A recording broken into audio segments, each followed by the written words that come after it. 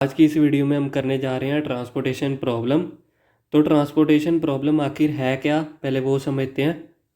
Transportation problem एक ऐसी problem है जिसके अंदर आपको बहुत सारी सिमिलर टाइप ऑफ गुड्स को एक जगह से बहुत सारी अलग अलग जगह पर पहुंचाना है, लेकिन एक चीज़ ध्यान में रखनी है कि जो आपकी ट्रांसपोर्टेशन कॉस्ट है वो कम से कम हो, तो उसे हम ट्रांसपोर्टेशन प्रॉब्लम कहते हैं।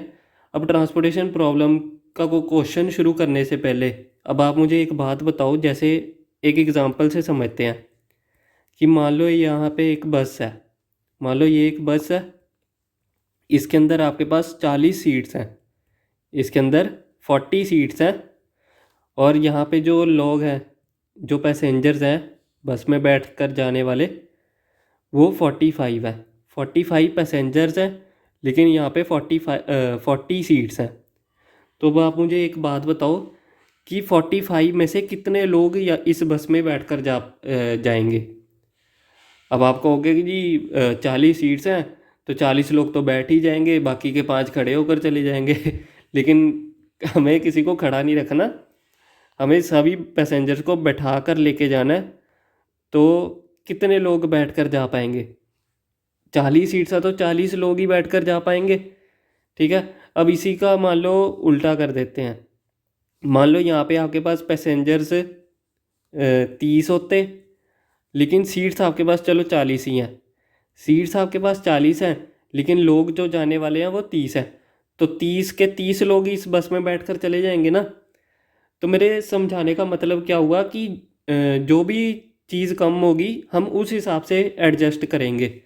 अब जैसे यहाँ पे सीट्स 40 थी लेकिन लोग कम थे, लोग 30 थे ना, तो हमने 30 के 30 एडजस्ट कर दिए 40 में से, बाकी की जो 10 सीट्स है वो खाली रहेगी। ठीक है, अब यहाँ पे अब इससे पहले क्या था? इससे पहले था कि 45 पैसेंजर्स थे, लेकिन सीट्स हमारे पास 40 थी।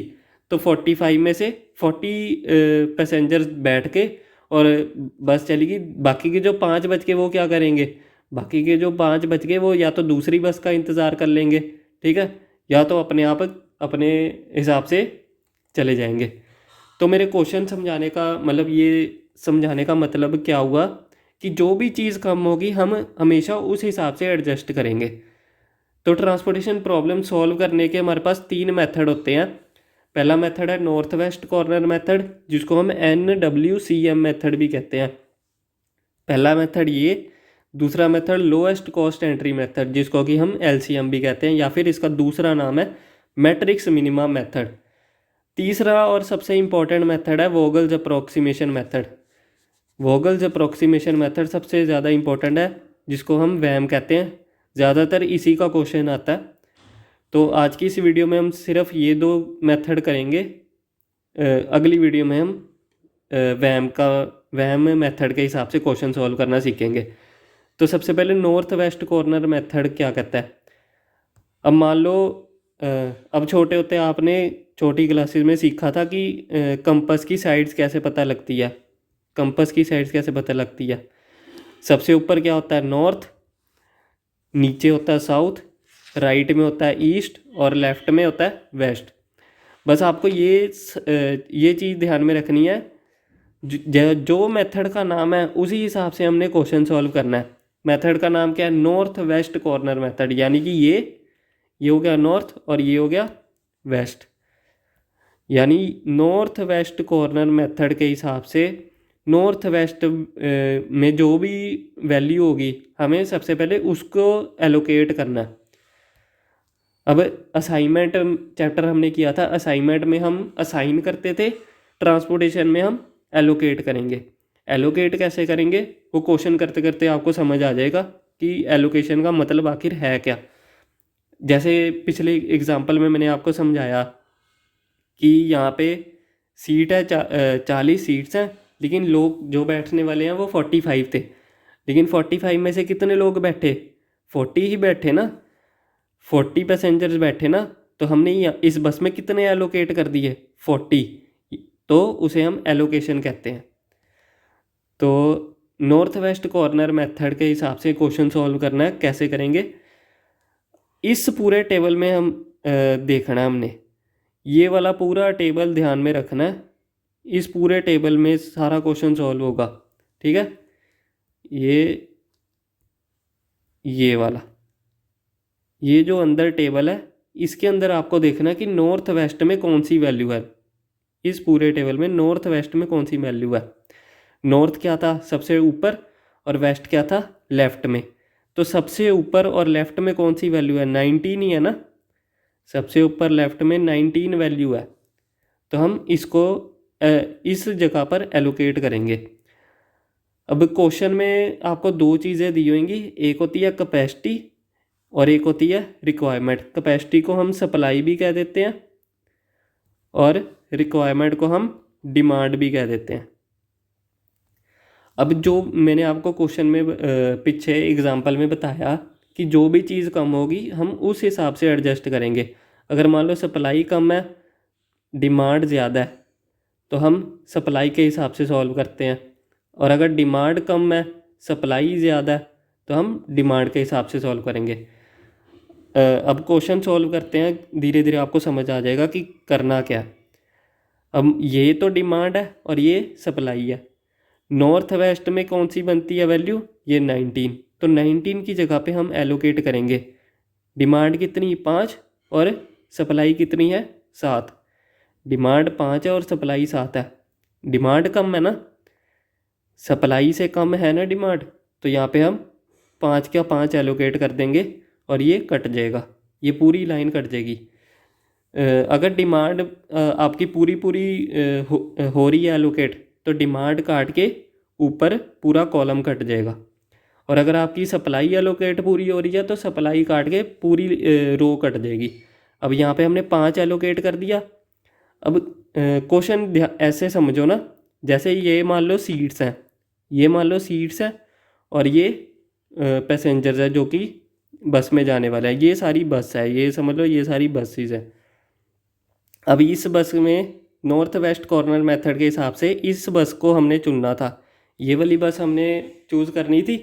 लेकिन इस बस में सीट कितनी थी 7 और पैसेंजर्स कितने थे 5, तो हमने 5 बैठा दिए।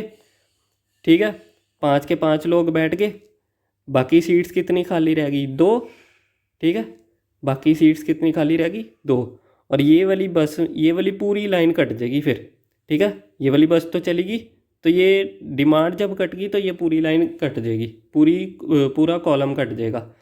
फिर उसके बाद बाकी की जो बच गई वैल्यूज़, बाकी ये जो वैल्यूज़ बच गई, अब हमने इसमें देखना है कि नॉर्थ वेस्ट में कौन सी वैल्यू बचती है। नॉर्थ वेस्ट में ये आ रहा है ना 30, नॉर्थ यानी कि सबसे ऊपर और सबसे लेफ्ट में, सबसे ऊपर और सबसे लेफ्ट में ये 30 वैल्यू है, तो हमने इस पे एलोकेट करना है।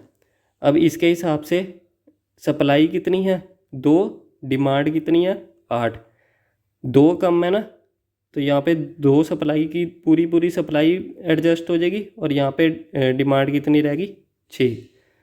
ये पूरा कट गया, सप्लाई पूरी ख़त्म, तो ये पूरी रो कट जाएगी। फिर उसके बाद ये वैल्यूज़ बच गई। अब इनमें नॉर्थ वेस्ट कौन सी है ये, तो इधर हम एडजस्ट कितनी कर सकते हैं, सप्लाई 9 है और डिमांड 6 है, तो हमने यहाँ पे 6 वैल्यू 6 डिमांड एडजस्ट कर दी, ये पूरा कट जाएगा और यहाँ पे 3 आ जाएगा। अभी यहाँ पे नॉर्थ वेस्ट 40 है, नॉर्थ वेस्ट 40 है, तो सप्लाई 3 है, 3 एडजस्ट कर दिया, ये पूरा कट गया, यहाँ पे 4, ये 3 पूरा कट जाएगा। बची ये वाली नॉर्थ वेस्ट, 2 ही वैल्यूज़ बची ना नॉर्थ वेस्ट में, यही आएगी। यहाँ पे 4 डिमांड है लेकिन सप्लाई 18 है, तो 4 एडजस्ट हो गया पूरा, 4 पूरा कट जाएगा। यहाँ पे 18 - 4 14 रह जाएगा। बाकी बस जब क्वेश्चन आपका पूरा सॉल्व हो गया ना, तो लास्ट में जो भी एक बचेगी वैल्यू वहाँ पे पूरा आ जाएगा, यानी कि डिमांड और सप्लाई सेम होएगी लास्ट के एलोकेशन करते वक्त। तो टोटल ट्रांसपोर्टेशन कॉस्ट आखिर हुई कितनी, वो कैसे पता लगाएंगे। अब जहाँ जहाँ पे हमने एलोकेशन की है ना, जहाँ पे हमने एलोकेशन किया उनको आपस में मल्टीप्लाई कर देना है। जैसे यहाँ पे 19 × 5,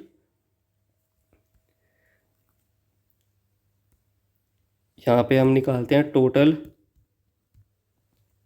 transportation cost. Total transportation cost कैसे निकालेंगे?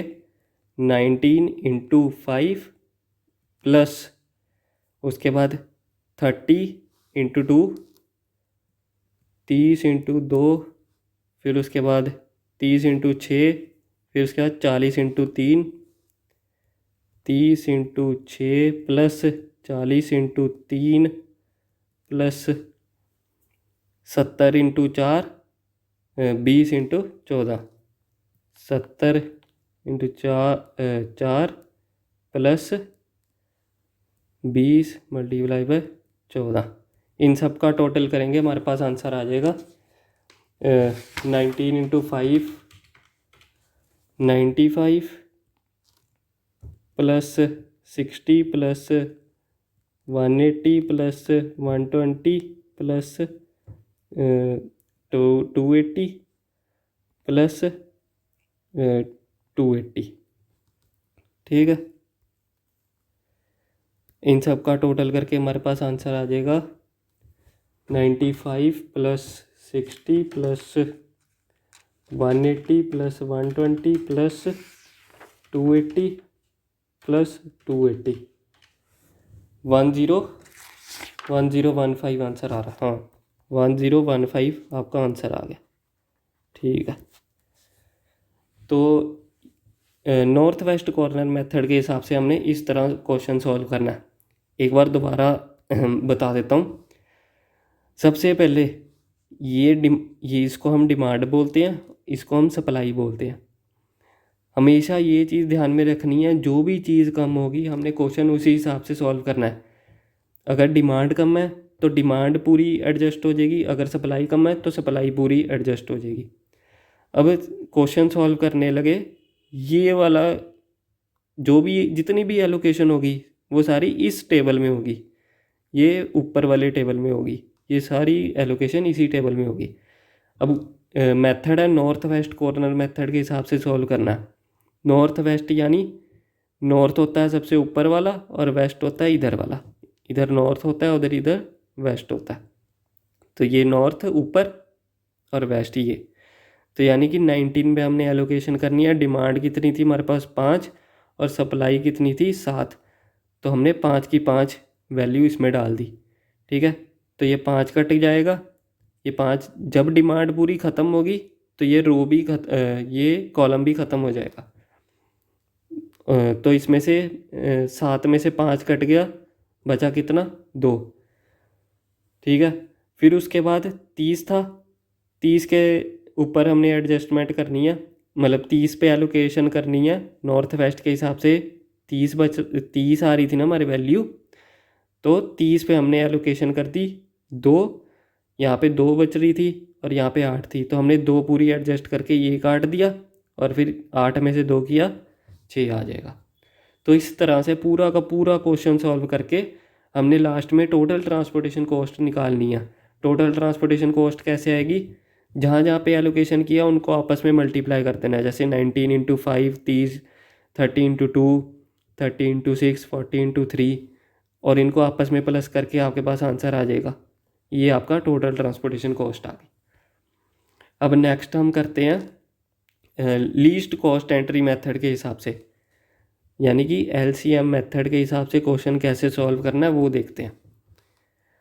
हमारे पास ये टेबल गिवन है, ऊपर वेयर हाउस है, इधर प्लांट्स गिवन है। अच्छा, क्वेश्चन में हमेशा जो सप्लाई होगी वो इधर आएगी, सप्लाई हमेशा इधर आएगी और डिमांड हमेशा इधर आएगी। सप्लाई को हम कैपेसिटी भी बोल देते हैं, सप्लाई को हम कैपेसिटी भी बोलते हैं और डिमांड को रिक्वायरमेंट भी बोल देते हैं। ठीक है, तो लीस्ट कॉस्ट एंट्री मेथड के हिसाब से हमने क्वेश्चन का एलोकेशन कैसे करनी है। इस पूरे टेबल में ये इस पूरे टेबल में हमने ये देखना है कि सबसे लीस्ट वैल्यू कौन सी है। सबसे लीस्ट वैल्यू इस पूरे टेबल में कौन सी है? 30। तो सबसे पहले हम 30 में एलोकेशन करेंगे। तो यहाँ पे 30 में एलोकेशन करनी है। यहाँ पे उसके सामने सप्लाई कितनी है 41 और डिमांड कितनी है 23।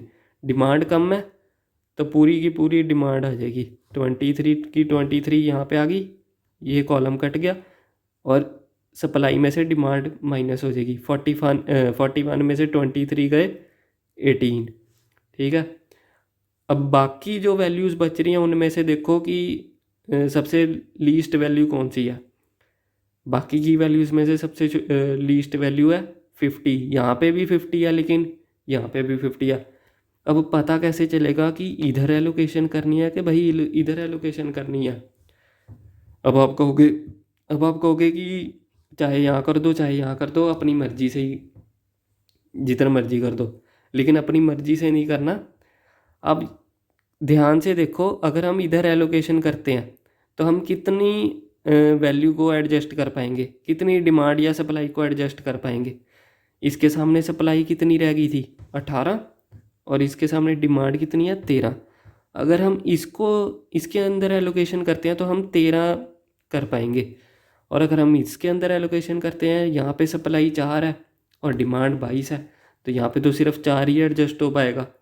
इसलिए जहाँ पर भी सबसे ज़्यादा एडजस्ट हो पाए ना, वहाँ पे पहले एडजस्ट कर दो।